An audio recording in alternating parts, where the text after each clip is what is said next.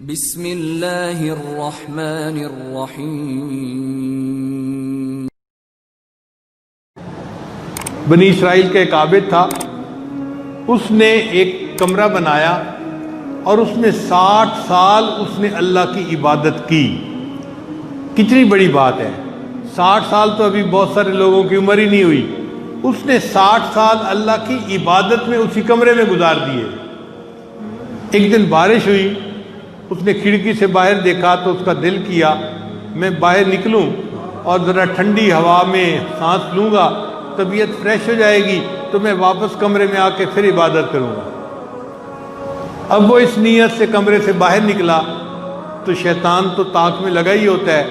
شیطان نے ایک عورت کو جو بکریاں چرانے والی تھی اس کو کہیں سے وہاں بھیجا۔ اب اس عورت نے آ کے اس عبادت گزار بندے سے بات چیت کی، اور ایسی بات کہ شیطان نے عورت کے ذہن میں مرد کو مزین کیا اور مرد کے ذہن میں عورت کو مزین کیا، حتیٰ کہ وہ دونوں بدکاری کا مرتکب ہو گئے۔ اس آدمی نے اس عورت کے ساتھ زنا کا ارتکاب کر لیا۔ اب جب گناہ کر بیٹھا تو اس کو محسوس ہوا کہ میں نے تو برا کام کیا، مجھے جلدی سے غسل کرنا چاہیے اور جا کے اپنے کمرے میں اللہ توبہ کرنی چاہیے۔ چنانچہ وہ کپڑے اتار کے چشمے میں داخل ہو گیا نہانے کے لیے۔ اللہ کی شان دیکھے کہ جب وہ نہا رہا تھا نا تو ایک سائل آیا اور اس نے آ کے اس کو کہا کہ میں بھوکا ہوں اور میرے پاس کھانے کو کچھ نہیں اور آپ مجھے کچھ دے دیجئے۔ اب یہ بندہ نہا رہا تھا، کہہ سکتا تھا بھئی معاف کرو، ختم، مگر اس نے اس پہ ترس کھایا کہ بھوکا ہے اور یہ مجھ سے مانگ رہا ہے۔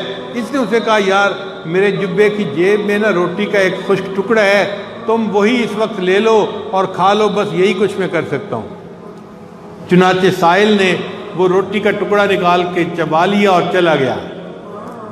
چند لمحوں کے بعد یہ جو عابد تھا اس پر ہارٹ اٹیک ہوا اور اسی چشمے کے اندر اس کی وفات ہو گئی۔ جب وفات ہو گئی تو جنت کے فرشتے آئے، اس بندے نے 60 سال اللہ کی عبادت کی ہے، ہم جنت میں لے جائیں گے۔ اور جہنم کے فرشتے بھی آ گئے، جس نے بڑا گناہ کیا ہے ہم اس کو جہنم لے کے جائیں گے۔ اب فرشتوں میں آپس میں بحث ہوئی کہ کیا کرنا چاہیے۔ انہوں نے کہا کہ اس کی نیکیوں اور اس کی برائیوں کا آپس میں توازن کر لیا جائے۔ چنانچہ جب انہوں نے ایک پلڑے میں نیکیاں ڈالیں اور ایک میں برائیاں ڈالیں تو زنا کا گناہ اتنا بھاری نکلا کہ 60 سال کی عبادت اس کے سامنے ہلکی ہو گئی۔